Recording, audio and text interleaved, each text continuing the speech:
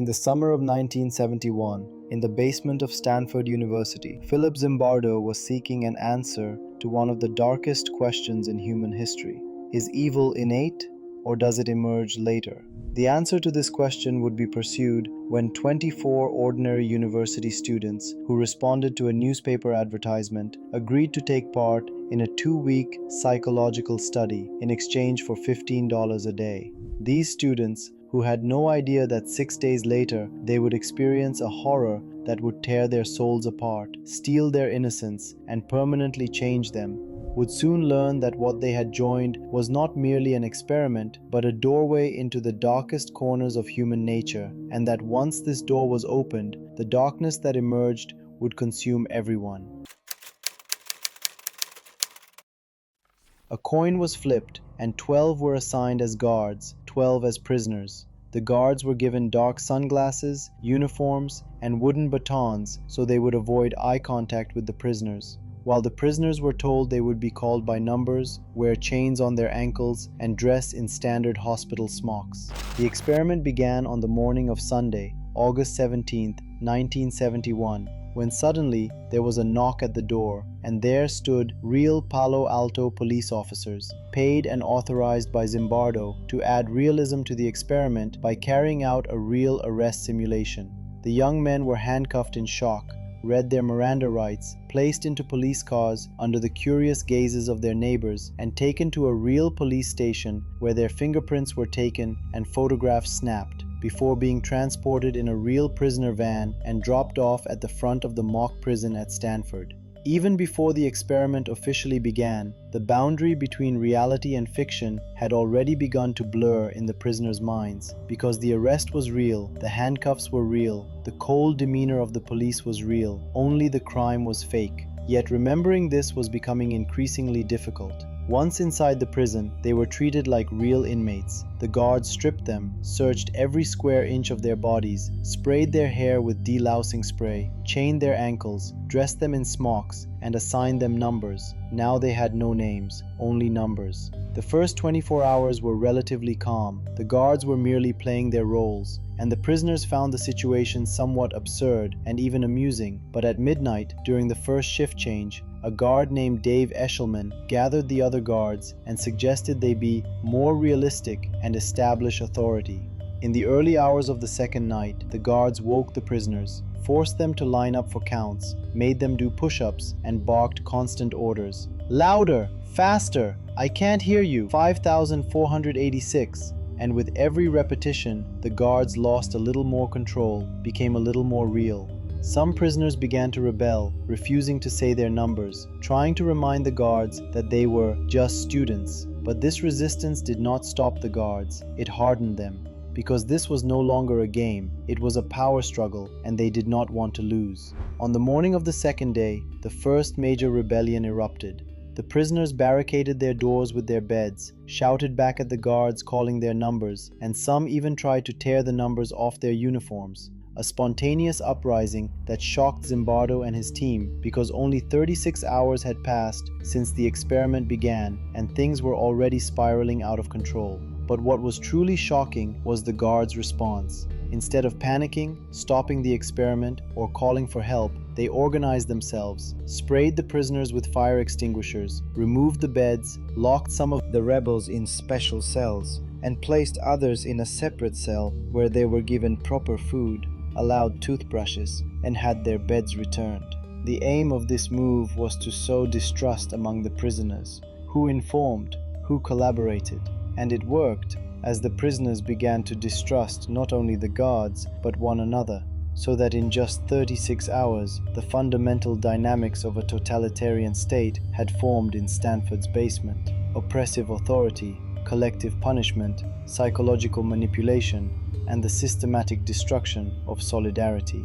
On the third day, prisoner 8612, Doug Corpy, deteriorated severely and began to lose his sanity. Perhaps he had been the most intelligent, most outgoing, most cheerful member of the group, yet now he sat in his cell, staring blankly at the wall, did not respond when guards called him for count, did not eat during meals, withdrew completely into himself, and then suddenly began screaming, "Get me out of here! Get me out! I can't take it! I'm going crazy!" His body shaking uncontrollably, no tears falling, because he no longer had the energy even to cry, only a hoarse sob remaining. Zimbardo took him into the corridor to calm him, and at that moment, when Doug said, "I want to get out, I can't go on," the first thing that went through Zimbardo's mind was the prisoner release procedure. Instead of saying, as a psychologist should, "If you want to leave the experiment, you can, you are free," his mind, like that of a warden, was occupied with early release paperwork. And this moment was perhaps the most horrifying of the experiment, because not only the students, but the researcher himself had become trapped in his role. The guards, interpreting Doug's breakdown as weakness, told the other prisoners that 8612 is just faking it, he's manipulating you, he'll keep playing, turning even his pain into a tool of manipulation. And the reality imposed on the prisoners was this: either your pain is not real, or if it is real, it does not matter. Either way, you will obey. The fourth and fifth days were when the system fully settled. A routine, a hierarchy, a sense of normality emerged. And this normality grew increasingly absurd and cruel, yet no one questioned it because everyone was so absorbed in their role that they could no longer see an alternative reality. Guards dutifully kept their shifts, some even volunteering to stay on as overtime after their shifts ended, saying they just wanted to do their job well. But the truth was that they were experiencing power intoxication, and it was addictive.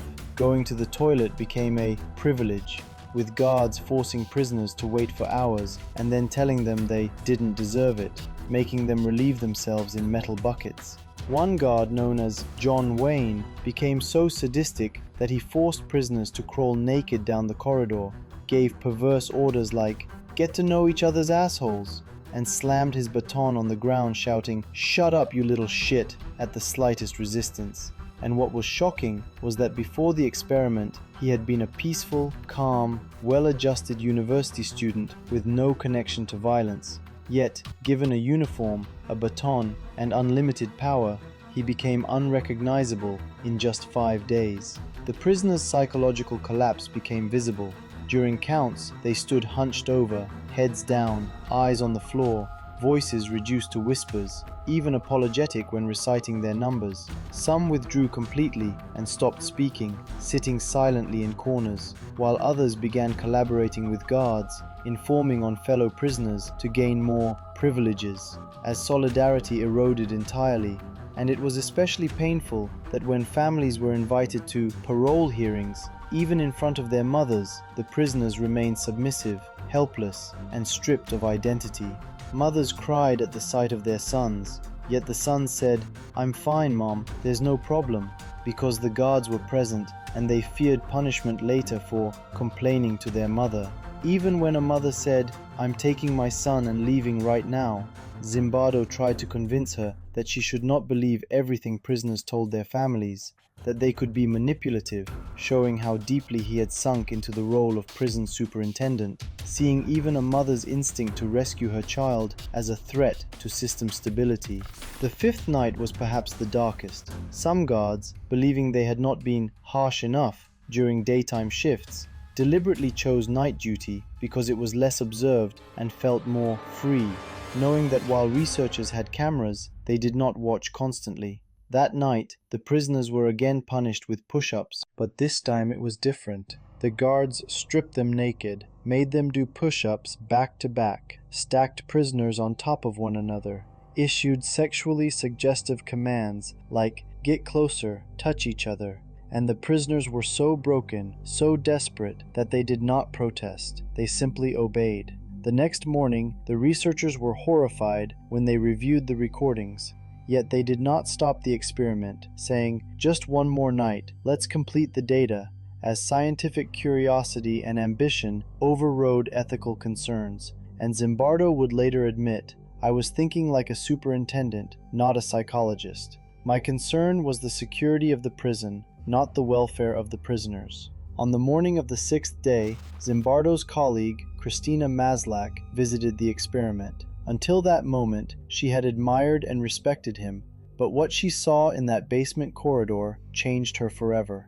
Prisoners lined up to use the toilet, bags over their heads, chains on their ankles, weakened bodies, guards standing behind them with batons, the stench of abuse in the air. And she turned to Zimbardo, eyes filled with tears, struggling to breathe, and said, "Don't you see what you're doing to these people? This is horrific. This is unethical. This is not humanity. How can you not stop this?" Zimbardo's initial reaction was defensive, but the scientific data, but the controlled environment, until Christina cut him off, saying, "I knew who you were, but I don't recognize you now," and walked out. And in that moment, something broke inside Zimbardo, as if a spell had been lifted. He stepped outside the alternative reality he had inhabited for 6 days, and what he saw made him tremble.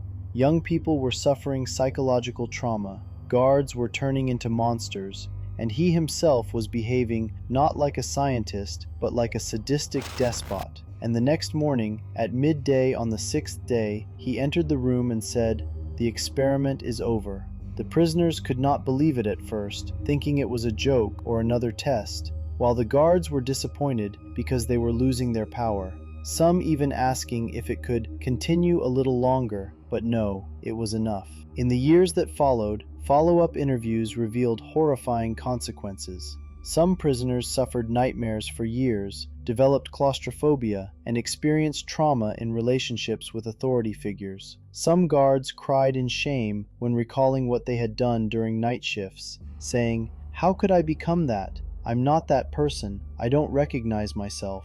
While others felt no remorse at all, justifying themselves by saying they only played their role well. Doug Corpy, the prisoner who collapsed on the 3rd day, never forgot the helplessness of that cell, reliving it in nightmares where he was back in that corridor, chained and screaming, waking up drenched in sweat, heart racing, having to remind himself it was just an experiment, it wasn't real. Yet his body could not make that distinction because the trauma was real. And Zimbardo himself carried the weight of those decisions for years, admitting, "In the name of scientific curiosity, I harmed people, violated ethical boundaries, betrayed my own values," while still defending the importance of the experiment because the truth it revealed was universal and disturbing. Evil is not a personality trait, it is a situation. And ordinary people, under certain conditions and given certain roles, can become cruel, lose empathy, and forfeit their humanity with astonishing speed. And most frightening of all, this transformation does not require 6 days, sometimes 36 hours are enough. And as Zimbardo later emphasized in his book, The Lucifer Effect, understanding evil does not mean forgiving it, but if we want to prevent it, we must understand its roots. And the Stanford experiment shows that the roots of evil lie less in individual pathology than in systemic conditions. The experiment also sparked enormous ethical controversy and became one of the main catalysts for strengthening ethical standards in psychological research. Today, such an experiment would be nearly impossible to approve due to the intentional risk of psychological harm, leading the American Psychological Association to revise its ethical codes, strengthen informed consent procedures, clarify the right to withdraw, and emphasize the researcher's duty of care, making it unacceptable for someone like Zimbardo to serve simultaneously as experimenter and warden due to the conflict of interest, though critics went further and asked whether the knowledge gained justified the harm inflicted.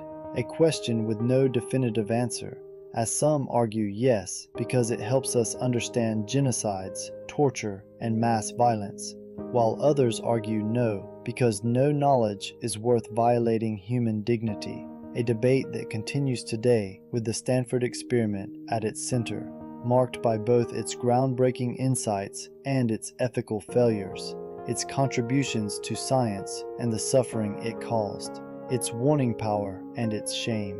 Methodological criticisms were also raised. Some researchers argued that guards did not become sadistic spontaneously, but were encouraged, even directed, by Zimbardo and his team to be tough and maintain control, with audio recordings revealing Zimbardo telling guards in briefings that they needed to break prisoners' individuality and punish disobedience quickly, raising the question of whether the guards became cruel naturally or were guided toward cruelty, with the answer likely being a mixture of both, as guidance may have opened the door, but the guards chose to walk through it themselves. And similar critiques question the experiment's generalizability, asking whether results from 24 white, middle-class American male students in a basement decades ago could be applied to all humanity. A valid criticism, yet similar dynamics have been observed repeatedly across cultures, times, and contexts, from Milgram's obedience experiments in 1961 to Ash's conformity experiments in 1951. All delivering the same message. Human behavior is far more dependent on environmental factors than we like to believe, and individual character is far more fragile than assumed. 6 days, 144 hours, 8,640 minutes was all it took for one person to lose their identity and another to lose their humanity. The walls of that fake prison were torn down, the equipment dismantled, uniforms and batons thrown away. But what happened there was never erased from the prisoners' memories, the guards' consciences, Zimbardo's responsibility, or our collective human awareness. Because the experiment showed us our own darkness, the sleeping demon within that can awaken under the right conditions. And now, when we look into that mirror, we are afraid. Because what we see reflected is not just 24 Stanford students, but the potential within all of us.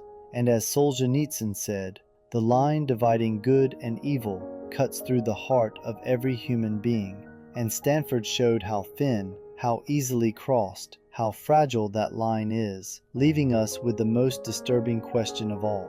If I had been in that basement, if I had been a guard, what would I have done? And if we are honest, the answer must be, I don't know, because none of the 24 participants thought beforehand that they could become a torturer or collapse. Yet 6 days later, that is exactly what happened, which is why the Stanford Prison Experiment is not just a psychology study, but a mirror held up to humanity, ugly, disturbing, unavoidable, and instead of turning away, we must look, understand, learn, and build our systems, institutions, and societies to protect against those dark forces. Because history shows us they are still there, sleeping, waiting, and 6 days, just 6 days, can change everything. So now, time travelers, I want to leave you with a question. Imagine yourself in that experiment.